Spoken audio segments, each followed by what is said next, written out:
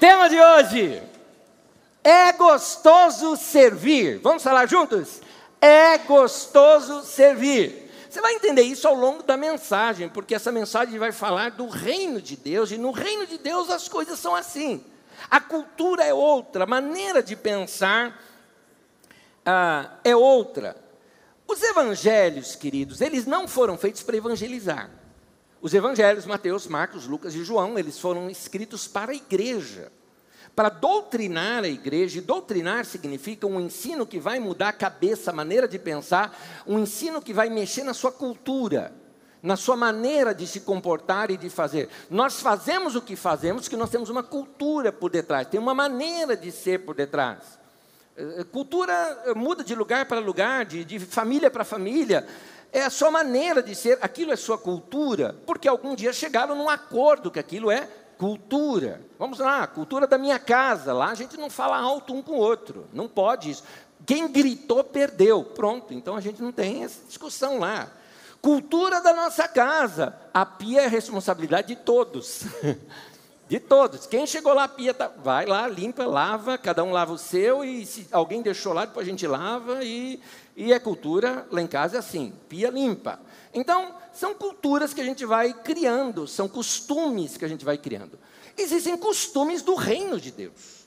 No reino de Deus é assim. E Lucas quer ensinar isso para a igreja. Por que razão? As pessoas que testemunharam a vida de Jesus, que conviveram com Jesus, já estavam todas morrendo. Pessoas morrem. Jesus já tinha morrido na cruz, muito próximo entre o ano 29 e o ano 30, mais ou menos. Nós estamos perto do ano 80, quase 50 anos depois, quando Lucas deixa bem claro e registrado esses textos aqui para nós, faz a redação final desses textos para nós.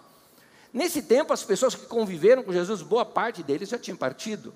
Lucas, então, coletou ainda com os que estavam vivos e notícias sobre Jesus, histórias sobre Jesus, e acoplou-as de maneira que elas tivessem sequência, que tivessem um entendimento, que revelasse algo.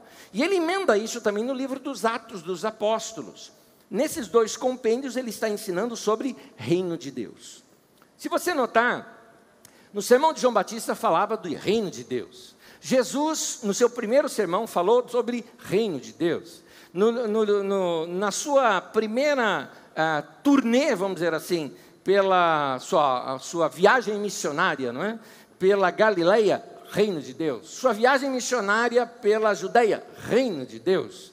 Quando Jesus ressuscitou, o livro de Atos começa dizendo que ele apareceu 40 dias para os discípulos, ensinando sobre reino de Deus. Reino de Deus é um tema importante ali para Lucas. Por isso, quando vai narrar agora sobre o nascimento de Jesus, está dentro desse contexto.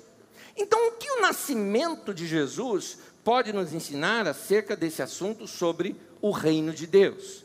Para nós entendermos melhor essa questão do que é o reino de Deus, o reino de Deus significa que tudo é de Deus e nós apenas administramos e cuidamos. Esse é um primeiro princípio que dá para você entender. Tudo que temos é de Deus, não é nada nosso. Eu não sou Deus, eu me entreguei. Quando você fala assim, eu vou me entregar para Jesus, entreguei meu coração para Jesus, significa agora que a tua vida não é mais tua, é dele. Toda a nossa vida é dele. Para te explicar isso melhor, eu vou contar uma história que aconteceu aqui na nossa comunidade alguns anos atrás.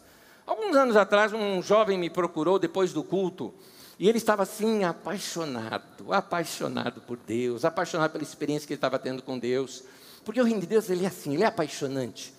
E ele, novo convertido, pouco tempo que estava vindo conosco na Carisma, e ele assim, feliz que estava, ele queria fazer algo para Deus, ele entendeu que ele tinha que dar o melhor dele para Deus, e segundo ele mesmo pensou, o melhor dele, a maior conquista dele era o carro que ele tinha acabado de pagar, inclusive, estava pago, o carro dele era o maior bem que ele tinha. Ele me procurou aqui depois do culto e falou assim, Anésio, eu estou entregando o meu carro para Deus.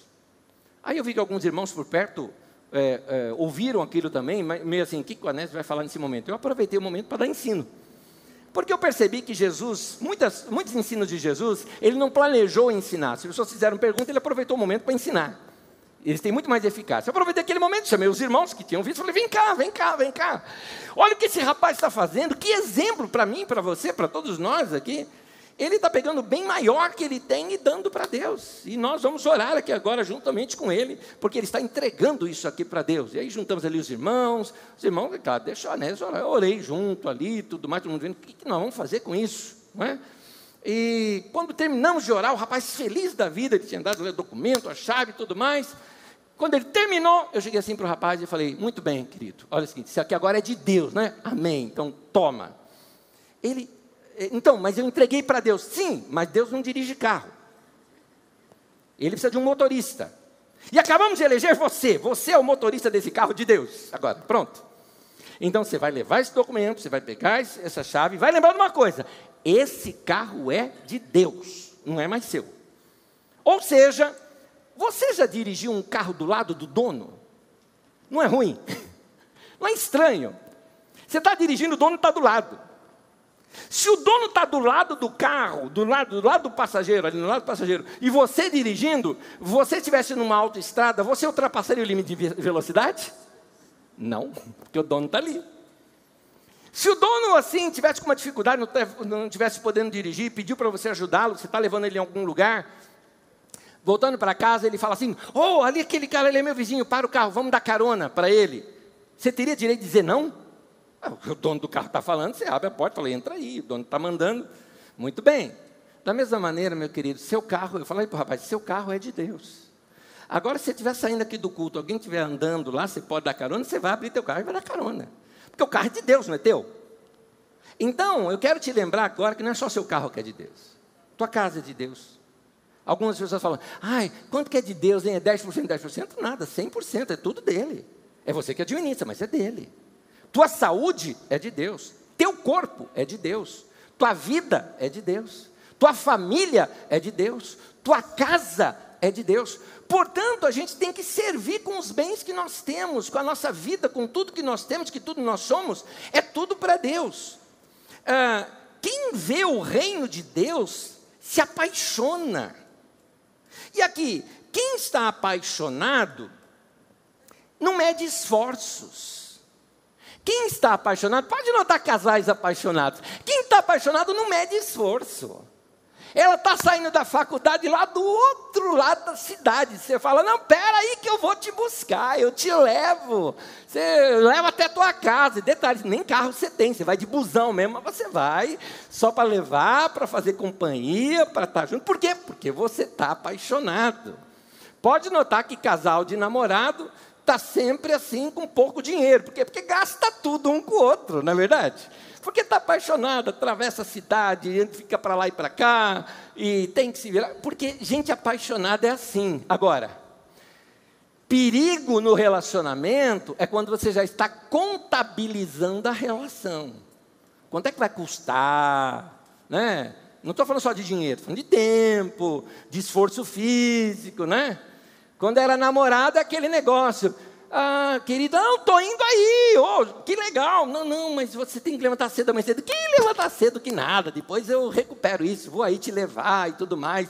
É um prazer, não é? Aí, depois de anos de casado, tem gente que é assim, olha, querida, eu estou aqui em tal lugar. Pega um Uber. Mais fácil, né? Não tem essa de vou te levar, quero estar junto, ter mais tempo junto. A gente começa a contabilizar a relação. Eu estou falando isso num relacionamento homem e mulher, mas eu posso trazer isso também para um relacionamento seu com Deus. Quando você começa a contabilizar o seu relacionamento com Deus, quanto é que isso vai custar para mim? Porque quem está apaixonado pelo reino de Deus é assim.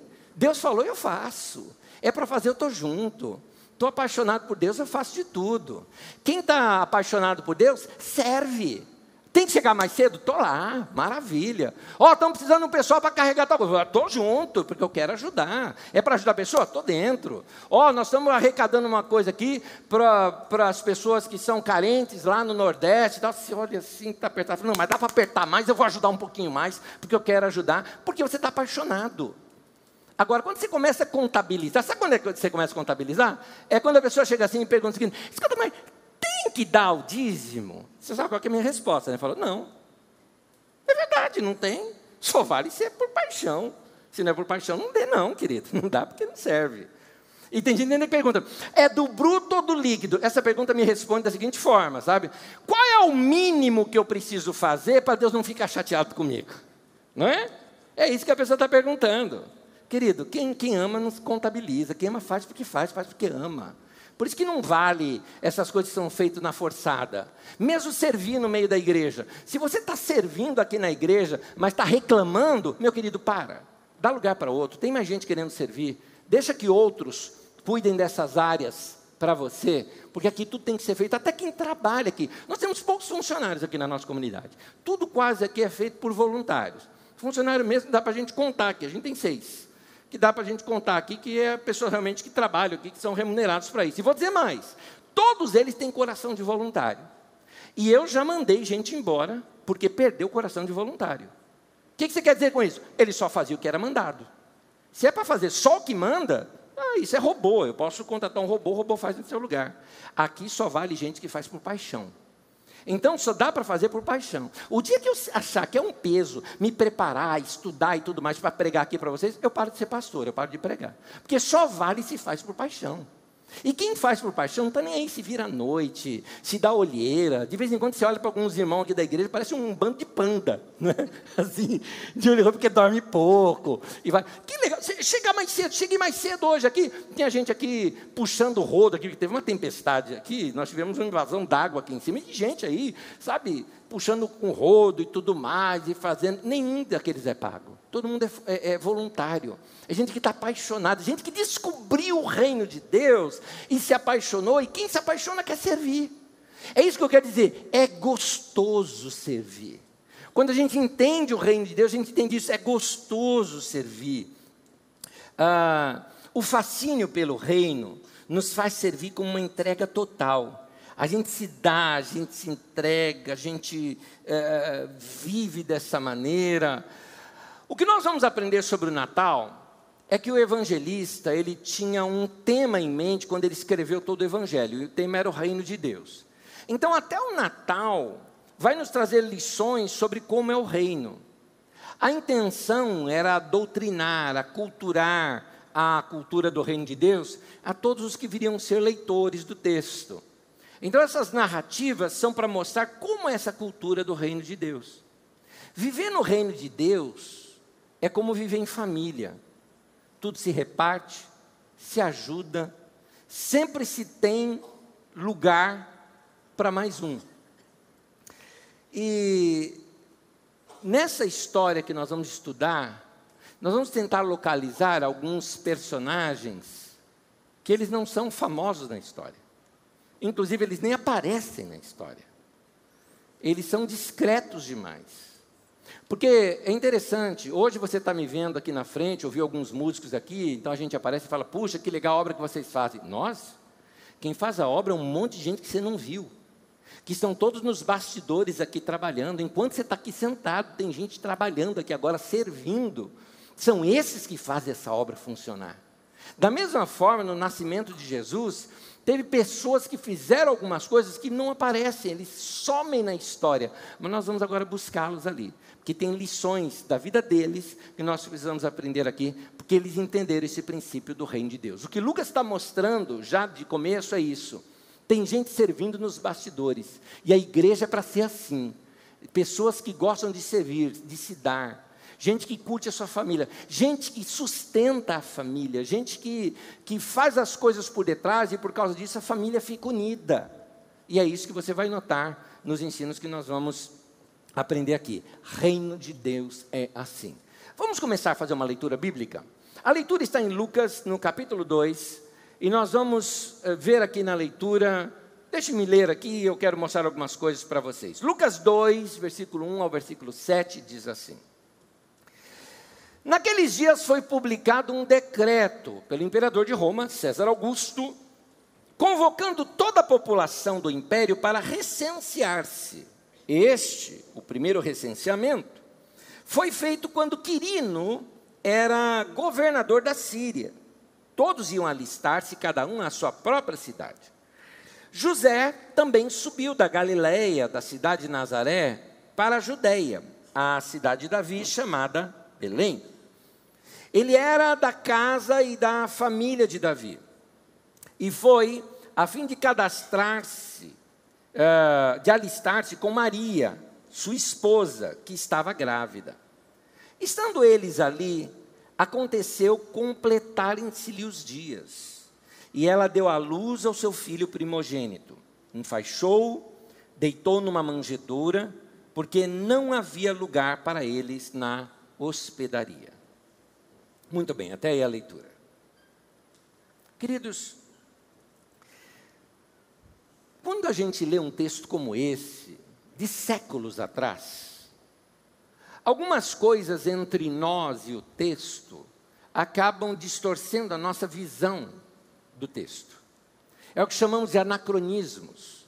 É quando a gente pensa com o pensamento de hoje, tentando entender um texto que está querendo dizer outra coisa para a realidade daquela época.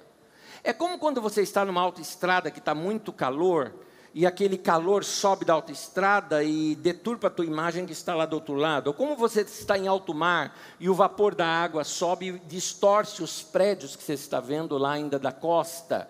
Da mesma maneira, 20 séculos aqui, ou 21 séculos de separação entre nós e o acontecimento, criam algumas distorções para nós. Por exemplo, a maioria de nós imagina Jesus nascendo mais ou menos assim a história.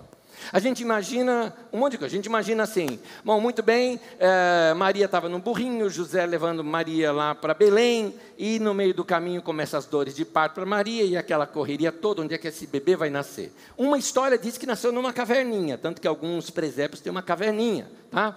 Mas outras histórias mais comuns para a gente é assim, então eles chegaram na cidade, a cidade estava lotada, não tinha lugar para eles em lugar algum. Foram lá no hotelzinho da cidade e tentaram, e não havia lugar lá na hospedaria da cidade, no hotel da cidade, e Maria não tendo onde nascer, foram para um estábulo. E lá no meio dos cavalinhos, no meio de tudo mais, nasceu o bebê Jesus lá numa manjedoura, que é o lugar onde os animais comem, né? Jesus nasceu ali, num lugar pobre, frio, naquele frio do inverno, com neve e tudo mais. A gente imagina essa história. Pois é, querido, não tem estábulo na história, a bolsa não estourou no meio do caminho, e as coisas começam a mudar. E a hospedaria não tem nada a ver com o hotelzinho da cidade. Aí a história começa a mudar para a gente. Só que exatamente porque a gente criou uma outra história, que ela vem da Idade Média, essa história. Sabe por que a gente tem essa história? Porque na Idade Média, alguns escritos, algumas novelas sobre a infância de Jesus surgiram. Eu li duas delas. Uma das novelas que fala é o Proto-Evangelho de Tiago. Tem uma outra que eu não estou agora aqui me lembrando do nome. Eu tenho anotado aqui em algum canto, eu te falo aqui depois. Achei. O Evangelho Árabe da infância de Jesus. E o Proto-Evangelho de Tiago também é chamado de Natividade de Maria. Eu li esses dois, e eles contam algumas coisas assim sobre o nascimento de Jesus, que são bem invenções da Idade Média. E uma delas é que a bolsa lá estourou no meio do caminho, e eles foram para uma caverninha, por isso que alguns presépios têm uma caverninha, né? Assim, um lugarzinho, quase um iglu, não é? Por quê? Porque isso também foram escritos no norte da Europa, alguns desses, ou seja, neve, lugar muito frio. Realmente era frio em dezembro, mas muito frio. Só que Jesus não nasceu em dezembro, nós já vimos isso aqui outros dias, né? Então tem um monte de coisa que foram criados na história e que vai ocultando da gente o principal. Afinal de contas, onde é que Jesus nasceu? E quando ele nasceu nesse lugar, por que você, Anésio, está destacando tanto que isso é importante? Você vai entender comigo. Vamos primeiro pensar como era a recepção a pessoas naquele tempo. Você já estudou comigo aqui uma parábola, faz poucos domingos atrás. Nós damos uma parábola que um homem chega de viagem à meia-noite e a pessoa recebe, e o vilarejo todo, quando um vilarejo recebia um visitante, o vilarejo todo recebia. Ele não era seu visitante, ele era o visitante da vila. Tanto que o homem não se sente nem um pouquinho constrangido de ir lá na casa do vizinho, bater na porta do vizinho e falar: vizinho, me arruma 3 pães aí. Por que arruma 3 pães? Porque lá a cozinha é comunitária. O forno é comunitário. Todo mundo sabe quem tem o pão do dia, porque todo mundo ajudava a amassar lá o pão. Então aquele vizinho é o vizinho da vez agora. E depois eu troco, eu dou minha farinha, a gente faz pão aí e repõe. Mas o vizinho, e Jesus até fala: você acha que o vizinho ia dizer assim? Que meus filhos estão dormindo e tudo mais, e por isso eu não posso servi-lo? Na parábola é para causar indignação, porque ninguém faria isso. Qualquer pessoa se levantaria, serviria, e tudo o que demais precisasse. Por quê? Porque é uma honra para o vilarejo servir um viajante, servir um visitante. Ora, isso já era o pensamento na época. Belém da Judéia vai receber agora um homem chamado José, com a sua esposa Maria, que está grávida. Ora, se um viajante à noite tem tal atenção, imagina um homem acompanhado de uma mulher grávida. Nenhum vilarejo, assim, a pessoa fala, mas não tinha lugar na hospedaria. Qualquer casa abriria a casa, falando, uma mulher grávida, eu não vou deixar no meio da rua. Vem cá para dentro da minha casa. Só por isso a gente já sabe que Maria seria recebida numa casa. Mas tem mais. José era de Belém. Ou seja, familiares de José provavelmente ainda moravam em Belém. E tem mais. Certamente, se José era de Belém, as pessoas lembram do seu pai, do seu avô, porque as memórias familiares, principalmente no Oriente Médio, até hoje, são muito fortes. Num lugar no nordeste da África que eu fui, as pessoas se chamam da seguinte forma: não é seu nome e seu sobrenome, é o seu nome, o nome do seu pai e o nome do seu avô. É esse o seu nome. Eu me chamaria então Anésio Manuel Pedro Mateus. Então seria Anésio Manuel Pedro Mateus, seria o meu nome. Por causa é o nome do pai e o nome do avô. É assim. Tem até um irmão muito querido que deve me acompanhar pela internet, ele vai acabar escutando isso que eu vou contar. É porque para eles lá é normal, para nós é engraçado isso, né? Mas é um irmão muito querido, gente, muito querido. Então, o legal é que o seu pai chamava-se Fernando, e o avô chamava-se Camunga, e o bisavô Fernando, então ele chamava Fernando Camunga Fernando. E aí ele colocou o nome no filho de Camunga, que ficou Camunga Fernando Camunga. E o Camunga colocou o nome no seu filho de Fernando, que ficou Fernando Camunga Fernando, filho de Camunga Fernando Camunga, filho de Fernando Camunga, Camunga Fernando Camunga. Esse aí é o nome do cara. Enfim, então, se José chegasse lá em Belém, ele já se identificaria facilmente. Ele diria o seguinte: eu sou José, filho de Jacó, neto de Matã, bisneto do Eleazar. Todo mundo ia se localizar. É neto do seu Matanzinho, que legal, bem-vindo, tudo mais. Todo mundo iria receber muito bem aquele homem, que tinha uma referência na cidade. Tem mais. José era descendente da pessoa mais famosa que já teve em todo Israel e que nasceu onde? No vilarejo de Belém, Davi. O grande rei Davi. O orgulho de Israel era esse rei. Os reis eram medidos se parecia ou não parecia com Davi. Davi era o cara para qualquer israelita. E Davi nasceu onde? No vilarejozinho lá de Belém. E José é o quê? Descendente da família real. Portanto, se José chega numa cidade, ele é descendente da família real, criado ali, você acha que o povo ia dizer assim: não tem lugar na minha casa não, está com mulher grávida? Se vira, vai lá para o estábulo. Você acha que alguém ia fazer isso? Não ia. Aliás, não existe estábulo nessa história. É a gente que criou essa escola. Eu aprendi a vida inteira, eu também, mas não tem, procura lá, não tem. Tem manjedoura, tem, eu te explico, mas não tem estábulo. Então, só para a gente começar a construir, que nós estamos perdendo um personagem aí. Alguém que abriu a casa para receber José e Maria.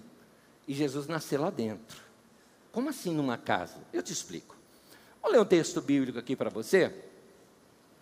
O texto... tem mais um detalhezinho que eu estava esquecendo. Maria tinha parente lá perto. A prima dela, você sabe que quando Maria estava grávida, ela foi visitar a prima, que era Isabel. Isabel é mãe do João Batista. E ela morava onde? Nas montanhas da Judéia, que é ali perto de Belém. Bastava esticar um pouquinho mais e ela já estava na Judéia. Ela já estava ali na região de onde morava a sua prima. Detalhe ainda, a prima dela era casada com um sacerdote. Sacerdotes eram pessoas que ganhavam muito bem. Certamente tinha uma casa muito grande, poderia muito bem recebê-los. Então, não tem razão de ser Jesus nascer num estábulo. Mas vou continuar aqui a história. O problema é que a gente pensa que Maria estava no 9º mês e a bolsa estourou. A gente tira essa ideia por causa dessas lendas que surgiram na Idade Média. Porque o texto não fala isso. Ao contrário, o texto fala outra coisa. Releia comigo, eu vou ler em duas traduções para você, na Nova Versão Internacional e na tradução de Almeida atualizada. Diz assim: enquanto estavam lá, dando uma ideia que já estavam lá, já estavam hospedados, já estavam na cidade, chegou o tempo de nascer o bebê. Já estavam lá. Outro texto diz: estando eles ali, aconteceu de completarem-se-lhe os dias. Ela estava lá, passaram os dias e finalmente teve o bebê. Ou seja, deu tempo de encontrar lugar, de se hospedar, deu tempo de preparar melhor a questão do bercinho que você vai ver aqui comigo, deu tempo de tudo isso para até nascer o bebê Jesus. O caso aqui que eu quero te mostrar, que confunde um pouquinho a gente, é a tal história da manjedoura e da hospedaria. Vamos ler de novo o texto, Lucas 2, 6 e 7. Diz assim: enquanto estavam lá, chegou o tempo de nascer o bebê, e ela deu à luz ao seu primogênito. Envolveu-o em panos e o colocou numa manjedoura, porque não havia lugar para eles na hospedaria. O que confunde a gente aqui é o fato da palavra hospedaria. Acontece que no texto original grego, na língua grega, existem duas palavras para hospedaria. Uma delas é uma palavra estranha para nós, pandoikeion. Essa palavra, ela significa aquilo que nós entendemos mesmo como um hotelzinho da cidade. É isso mesmo que significa esse pandoikeion, tá? Essa palavra significa um lugar assim para se estar todos, onde todas as pessoas podem ir. É esse o lugar que aparece naquela narrativa quando Jesus conta do bom samaritano, que pegou um homem que tinha sido, bateram nele lá na rua, ele foi atender o homem, levou para uma hospedaria, deixou-o lá e pagou qualquer coisa que precisasse para o cara ficar lá hospedado um tempo até que ele se recuperasse. Ponto. Essa é a palavra. Mas existe uma outra palavra chamada katalima, e essa palavra é que aparece aqui no texto. Katalima é a palavra que significa quarto de hóspedes. Para você entender isso melhor, vamos transportar no tempo e entender melhor como que eram as casas naquele tempo. Porque até agora, você está pensando numa casa igual a tua. Você está pensando numa casa com quarto, com sala, tudo mais. Não, lá não era assim. Aliás, lá é assim, a casa é só para dormir. Você só entra para dormir à noite. Aliás, elas são abafadas, janelinhas pequenas, baixas, em torno de 2 metros de altura só, que é para você entrar e dormir, só isso. Comer se come fora. O forno é comunitário, é para todo mundo lá fora. Então a casa era praticamente isso. A casa era um cômodo só grande, normalmente o chão um pouco decaído, que era para você fazer limpeza ali, para você jogar água ao longo do dia. Por quê? Porque até os animais ficavam também dentro da casa para serem guardados. Vou te explicar isso melhor? Coloca a figura aqui para mim. Aqui está uma casa naquele tempo, desenhada. Você tem assim um anexo na casa, que é essa parte verdinha. O que é isso? O katalima, o quarto de hóspedes. O povo é tão hospedeiro que eles criavam um quartinho só para um viajante, alguém a passeio, alguém precisava dormir, dorme lá. Tem um lugar para receber essas pessoas. Então, quando José e Maria chegam no lugar, não havia lugar para eles na katalima. Não havia espaço nesse quarto de hóspedes. Então, seguindo aqui. A casa é aquilo tudo, todo azul é um lugar só. Tanto um lugar só que no meio dela ali eu coloquei o velador. O velador é uma ideia de um candeeiro para iluminar a sala inteira. Põe o próximo texto para mim e eu volto nessa tela novamente, por gentileza. Próximo texto para mim, por favor. Livro de Mateus fala assim: também ninguém acende uma candeia e a coloca debaixo da vasilha. Ao contrário, coloca no lugar apropriado e assim ilumina todos que estão na casa. Na sua casa, se colocar um lampião a gás, por exemplo, na sua sala, vai iluminar a casa inteira? Não, porque vai fazer sombra no quarto, na cozinha, porque nós temos vários cômodos, lá não era um cômodo só. Volta a imagem para mim, por favor. Então aqui está a imagem toda, e essa casa ela tem um chão meio caído assim. Ali na parte de cima é o espaço da família, é onde a família dorme. E aquela parte de baixo? A parte de baixo era onde você colocava os bichinhos da família. Normalmente uma família tinha um burrinho ou uma ovelhinha só. Não existia estábulo, esses lugares, que isso é coisa de rico. Nós estamos falando de um vilarejo pobre. Por que guardava dentro? Como assim, Anés? Guardar os bichos dentro de casa? Exatamente, dentro de casa que se guardava os bichos. Você deixa lá fora, no outro dia vai ter 2, 3, né? Vão roubar, aquilo vale dinheiro, gente. Era a riqueza da família. Então tem que guardar bem guardadinho lá dentro. Por isso, dentro da casa eram colocados esses vermelhinhos, as manjedouras, que era o lugar onde colocava ali a comida do animal ou a água para o animal beber ali ao longo da noite. Aquela parte ali é uma parte mais baixa, tem uns degrauzinhos ali, é uma parte mais baixa da casa. Parte de cima, ficam os humanos, deitam, dormem, os bichinhos dormem junto com os humanos, dentro da casa, nessa parte. Agora vocês estão começando a entender a cena. José e Maria chegaram no lugar, familiares dele o receberam. E aí e eles ficaram com a família. E talvez um leitor da época perguntaria, mas por que eles não ficaram no quarto de hóspede? Porque já estava cheio o quarto de hóspede, o catalima, a hospedaria, não havia lugar para eles. Então ficou aonde? Dentro de casa, claro, é família. Vai deixar na rua? Vai ficar dentro de casa, é isso que vai acontecer. Imagina, falar, mas e quando o bebê foi nascer? Quando o bebê foi nascer, é óbvio, o bebê vai nascer, os homens têm que sair, porque era indecente o homem estar presente numa mulher parindo. Vêm as outras mulheres do vilarejo, nascimento de bebê é festa em qualquer lugar. Vêm as mulheres do vilarejo, vêm as parteiras, vamos fazer esse parto, junta ali as mulheres. E os homens? O homem vai dormir em outro lugar. Existia um lugar chamado eirado. O eirado é a parte de cima da casa, que em dias de calor, geralmente as pessoas dormiam ali, naquele lugar. O homem foi dormir ao relento. Agora eu começo a admirar esse cara. Quem é esse cara? Não sei. Mas é esse cara que eu quero admirar. Porque ele não aparece na história. Não tem o nome dele na história. Somente lendo com óculos da época, entendendo a história na época, a gente chega nessa conclusão.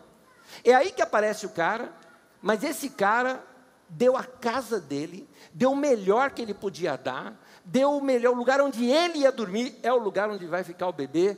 É por isso que Lucas coloca isso no começo do Evangelho, que vai falar sobre o reino de Deus. Reino de Deus é assim, o que a gente tem, a gente reparte. É essa que é a ideia que Lucas quer passar com a ideia do nascimento de Jesus. Enquanto a gente se distrai com os detalhes da história, Lucas está passando esse princípio, que os leitores da época pegariam rapidinho isso, a gente que precisa dessa explicação toda. Mas e a manjedoura? A manjedoura era óbvio, a manjedoura era feita de madeira. Ele não era carpinteiro, José? Eu acho até que ele deve ter feito uma novinha ali, não é? Porque era normal bebê ser colocado em manjedoura naquele tempo. Nós que achamos, numa manjedoura. Você queria o quê? Um bercinho da Top Stock? Está entendendo como é que a gente pensa?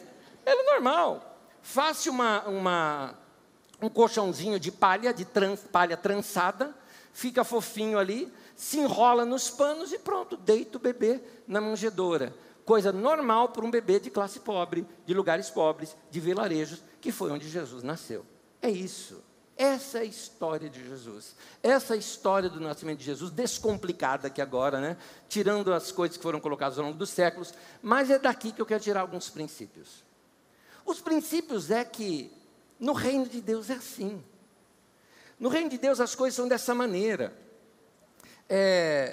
No reino de Deus a gente aprende que o mais gostoso do reino é servir. Por isso que eu estou falando, é gostoso servir.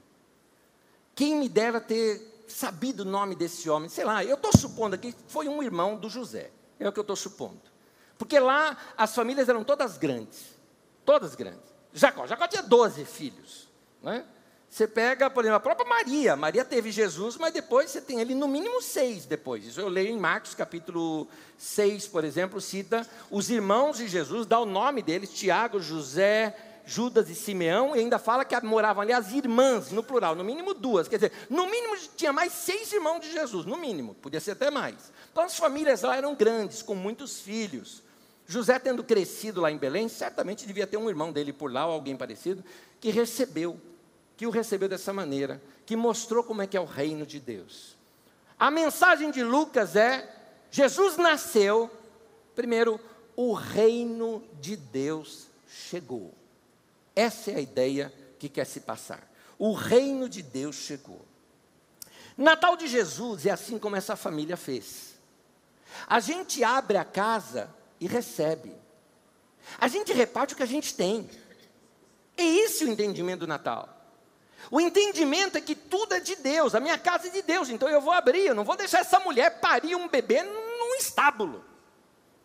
Ela vai parir dentro da minha casa. E você vai dormir aonde? Eu me viro. Eu vou me doar. eu quero fazer alguma coisa. A ideia do reino de Deus é essa. Tudo que eu tenho é meu, eu cuido, mas é de Deus. Está emprestado para mim. Até os nossos filhos, que são nossos, na verdade não são. Eles são emprestados para a gente. Se você é pai ou mãe, saiba que Deus confiou algo em você, porque a Bíblia diz assim, os filhos são herança do Senhor. Deus acreditou que você poderia educar bem esses filhos, para eles caminharem com Deus e serem pessoas, serem realizadas. Deus confiou essas crianças em você, nas suas mãos, por isso que o reino de Deus é assim. Tudo que nós temos é de Deus, nós cuidamos. Então, no reino de Deus é assim, não pode faltar pão, não pode faltar abraço, no reino de Deus não pode faltar afeto, no reino de Deus não pode faltar ouvido para ouvir, ombro para chorar, nem teto, nada, nada. Nós estamos para servir, esse é o reino de Deus. Explicando aqui melhor para você, reino de Deus é assim, vou te contar uma aqui. Tem irmãos às vezes aqui que falam assim, Anésio, para que todo culto você fala assim, ai, abraça teu irmão, abraça teu irmão. Eu já abracei domingo passado, tal. Chatinho. Você é chato. É muito chato. É que você não conhece o outro lado da história.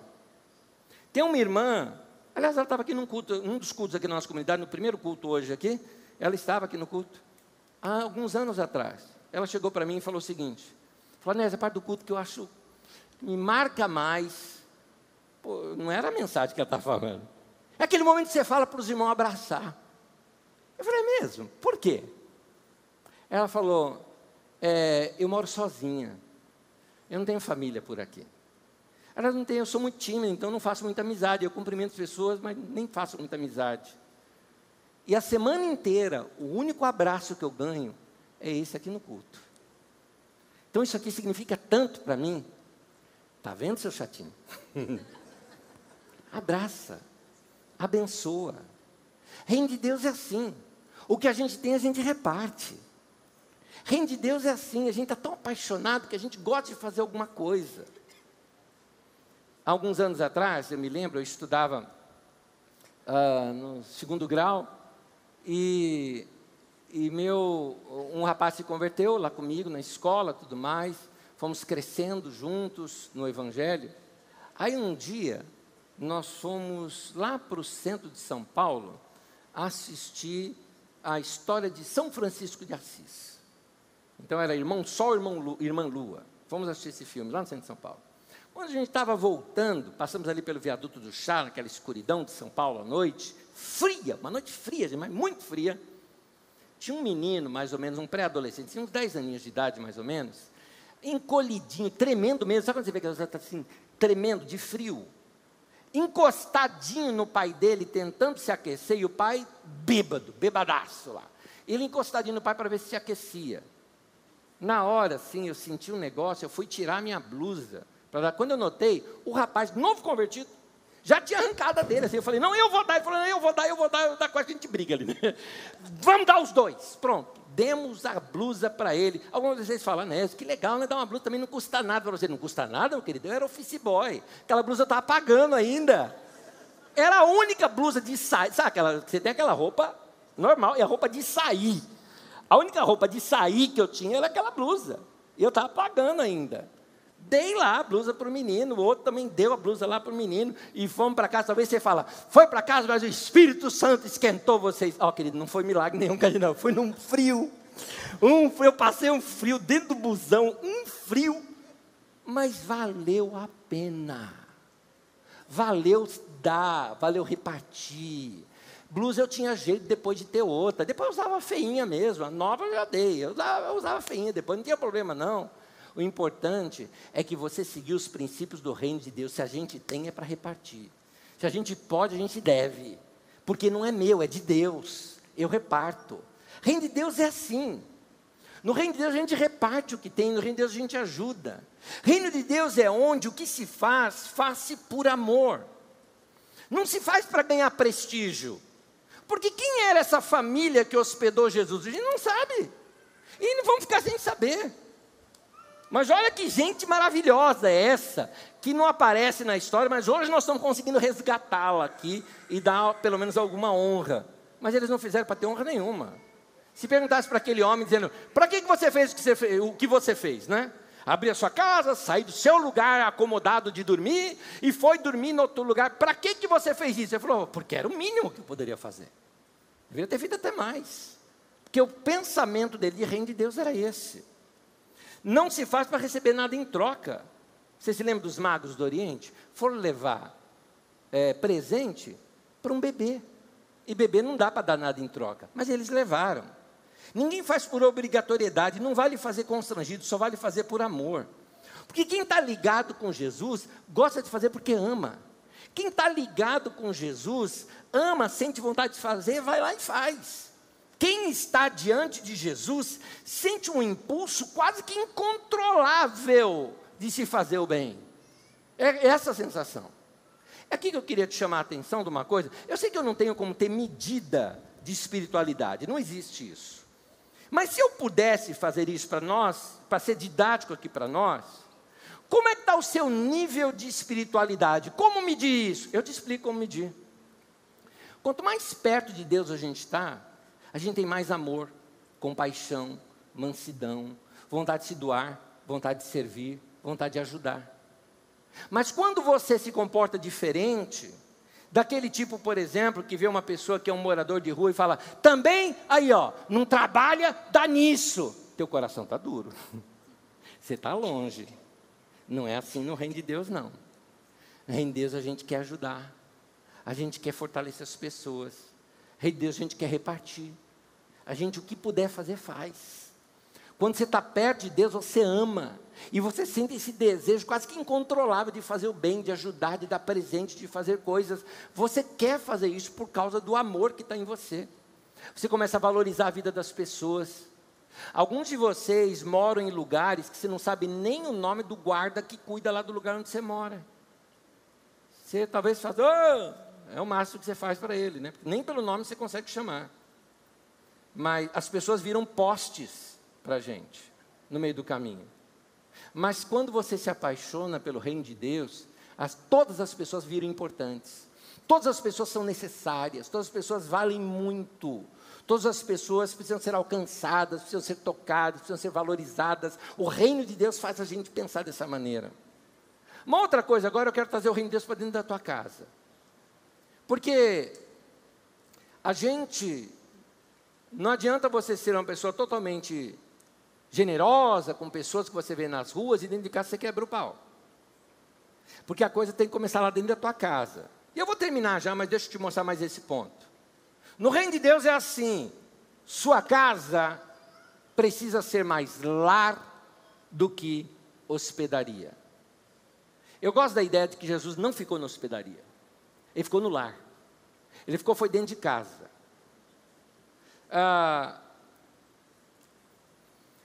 Ia ficar apertado, mas cabe. Família é assim, pode ficar apertado, mas a gente dá um jeito. Onde cabe a gente, cabe mais um. Mais um não, teve que caber 3, né? José, Maria e o bebê ainda, né? Então, Natal nos lembra que gente é mais importante do que coisa.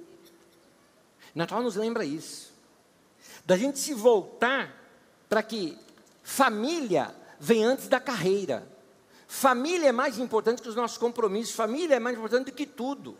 Por isso, eu queria aqui desafiar e trazer bem prático agora aqui para você repensar agora o seu final de ano. Está na hora de você se voltar para mais tempo em casa. E tempo de qualidade entre vocês. Uma das coisas que a gente valoriza muito na nossa família é comer junto. É gostoso. A gente senta ao redor da mesa, come junto e ali não tem hora para sair. É bater papo. Celular não entra para a nossa mesa de jantar. Ninguém fica em celular. A não ser que na nossa conversa, a gente precisa pesquisar alguma coisa, alguém vai lá, pega, pesquisa, volta e volta a falar. É isso aqui mesmo, tá? E continua a conversa. É auxiliar nosso, nunca competindo com a gente. Porque é isso que vale. Eu vou contar uma historinha para vocês aqui e vou terminando. Algum tempo atrás, nesse ano agora, eu fui procurado por um representante de um político da nossa cidade. Estava querendo me dar um prêmio de reconhecimento na cidade. Dentre eles, aquele negócio de cidadão zasquense, a medalha Raposo Tavares, alguns outros reconhecimentos. São reconhecimentos que formam uma base, e ele está dizendo o porquê desse reconhecimento. Ele falou, olha, você tem servido a sua vida aqui na nossa cidade, tem deixado marca na história da nossa cidade. Quando você passar, seria legal ter uma rua, por exemplo, com o seu nome. Então, se você já tem um título de cidadão da cidade, tudo isso fica mais fácil, esse trâmite. Mas se você não tem isso, fica mais complicado. Então, minha recomendação é que você tenha, eu falei, querida, eu não quero ficar preso com política, não quero ter, nem conheço direito político que está recomendando isso, não quero, não me interessa, porque eu não gosto dessas coisas, então eu não quero. Ele falou, não, mas não é por você, não, aí ele me pegou, é pela sua família. De repente, a sua família quer isso, quer se sentir honrado de que o pai um dia tem um nome numa rua da cidade e tal. Conversa com a tua família e me devolve a conversa. Eu falei, tá bom, porque você está falando, eu vou fazer isso. À noite, falei, gente, vamos jantar junto, tal, lá em casa mesmo. Sentamos, começamos a comer, tal. Aí eu trouxe esse assunto à mesa. Meu mais velho já pediu a palavra. Falou, pai, eu sei que por princípio você não gosta de se envolver com política. E você faria isso por nossa causa só para ter o nome, quando morrer, ter um nome numa rua da cidade, para a gente um dia passar e ter orgulho de ter o nome do pai na rua da cidade? Falou, pai, não é isso que vai me dar orgulho. Ele falou, aliás, eu nem vou ligar se vai ter ou não o seu nome em algum lugar. Porque as lembranças que eu vou ter são dessas daqui. Da gente comendo junto. Eu vou me lembrar da gente jogando junto. Eu vou me lembrar da gente brincando junto. Eu vou me lembrar que a gente, sabe, fãs do jeito que a gente era, fomos de madrugada, à meia-noite, assistir o pré-lançamento de um filme junto, comemos junto depois. Esses momentos é que eu vou me lembrar. Se vai ter nome numa rua ou não, isso não me diz nada. Isso é para os outros, não para a gente. Para a gente, o que você vive aqui é o que vale. E aí, os votos, né? Ele falou, eu voto não. O outro, não. Falei, não, pronto, resolvido. Não. O que as pessoas vão lembrar da gente depois que a gente partir?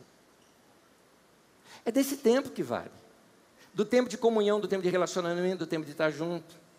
Igual essa família aqui. Talvez anos depois pudesse se lembrar, quem sabe que Maria, que era a mais nova ali, ela sim poderia se lembrar, né? Puxa, aquele dia quando Jesus nasceu, né? Você lembra? O fulano lá, abriu a casa dele, recebeu a gente. Que coisa linda, né? Que coisa maravilhosa. Receberam tão bem a gente naquele lugar, né? Fomos tão bem acolhidos naquele lugar. Família é isso. Pronto, a memória ficou. Então, eu tenho um desafio aqui para você. O que você vai fazer agora no final de ano? Planeja. Vai ter tempo junto com a tua família, com os seus. Esses dias a gente estava querendo ver em casa, aliás, numa conversa minha com a Magda, disse assim, aquele jogo, as peças estão lá, está tudo certinho, porque senão a gente vai comprar um novo. Por quê? Porque chegou essa época do ano, é época de a gente sentar e jogar jogo de tabuleiro. Sentar ao redor da mesa, onde você brinca, conversa, onde você não tem hora. Essa é a hora de sentar com amigos, também não só família, mas aqueles amigos que você escolheu para ser sua família, né? Que tem família que vem no pacote, né? Mas tem família que você escolhe, amigo é família que você escolheu. Então, amigo, você pega e vara a noite junto, que conversa, que brinca junto. Essas coisas é que marca, é isso que vale. Gente é mais importante do que coisa. Gente é mais importante do que carreira. Gente é mais importante do que conquista. Gente é mais importante do que dinheiro. É gente que vale. É essa a lição que está por detrás dessa história, que está começando a ensinar sobre o reino de Deus, logo no nascimento de Jesus. Amém, queridos? Eu tenho uma última coisa para te falar, para que você fique em pé comigo, por favor. Sua casa, ela tem que ser mais lar do que hospedaria. E lar é interessante. Se você procurar no dicionário a palavra lar, o primeiro sentido de lar é o seguinte, é o lugar da cozinha onde se acende o fogo. A ideia de lar é a ideia do fogão a lenha, ou seja, aquela ideia de lareira. Essa é a ideia de lar. Ou seja, o lar é o lugar quente, é o lugar gostoso. Quem já aqui comeu em lugar que tem fogão a lenha, sabe o que eu estou falando. Chega no final da tarde, faz lá o café, o pão foi assado ali mesmo, fica aquele cheiro na casa, não é? A casa cheira bolo, cheira pão, não é? Vai todo mundo ali para a cozinha, senta em volta do próprio fogão, e ali mesmo põe o bulão de café lá, e volta para cá, e volta para lá. O lar é assim, a gente senta ao redor, é um lugar quente, aconchegante e gostoso. Ou seja, lar é lugar onde não tem briga, tem conversa. Lar é lugar para a gente estar junto, para estar aquecido. Lar é lugar de abraço, é lugar de presença, é lugar de brincadeira, é lugar de sorriso, é lugar de comer junto.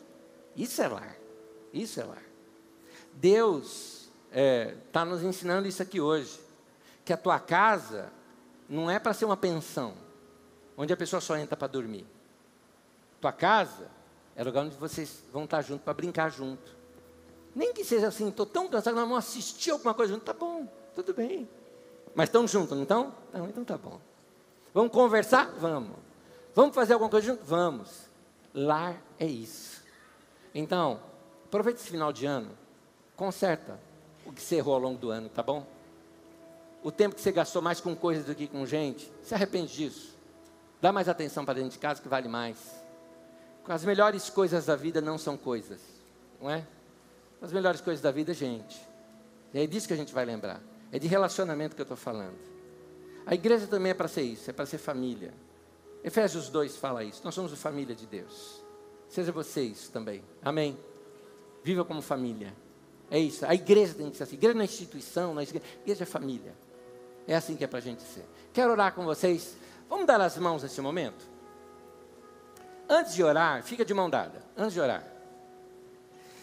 Se o que eu te falei agora, você sente que você pode melhorar ou tem que mudar, e se com quem você tem que mudar está exatamente do teu lado, como ele está no mesmo barco que você já está de mão dada, dá um apertãozinho assim maior, assim, fala, é isso aqui, ó. Eu quero melhorar com você, tá? A pessoa entendeu, Eu quero melhorar com você, porque às vezes é seu amigo, que você está distante, às vezes aí é sua família, que você podia estar mais perto e não está. De repente você até está perto, mas você fala, mas eu sinto que eu preciso melhorar. Tá bom, aperta aí a mão da pessoa, ó, dá aquele toquezinho, a pessoa entendeu. É isso aí. Então, nós vamos orar nesse momento, se arrependendo. Arrependimento não é choro, arrependimento não é lamento. Arrependimento é mudança de mente, metanoia, essa que é a palavra arrependimento. Mudei de mente, mudei de direção, mudei de ideia. Eu vou mudar minha maneira de pensar. A partir de hoje, gente vale mais do que coisa. As melhores coisas da vida não são coisas, são gente. Eu vou valorizar mais. Amém? Eu quero orar com você. Senhor, nós nos arrependemos dos nossos pecados. De termos desviado do alvo, de ter errado o caminho. Cuidamos mais de coisas nesse ano do que de pessoas. Ou não demos o tempo que queríamos ter dado para as pessoas a quem nós amamos. Querido Pai, muda a nossa vida, muda o nosso coração, muda a nossa história. Que nós possamos, a partir de hoje já, melhorar os relacionamentos. E nós possamos, a partir de hoje já, estarmos mais próximos das pessoas a quem nós mais amamos. E que o nosso tempo aqui na terra seja muito bem usado para isso chamado comunhão. Venha o teu reino e seja feita a tua vontade na minha casa, na minha família, no meu hall de amigos, do mesmo jeito que ela é feita aí no céu. Em nome de Jesus. Amém, amém e amém. Se Deus falou com você, agradece o teu Deus. Fala obrigado, Deus, por tudo o que o Senhor falou comigo hoje aqui. Amém.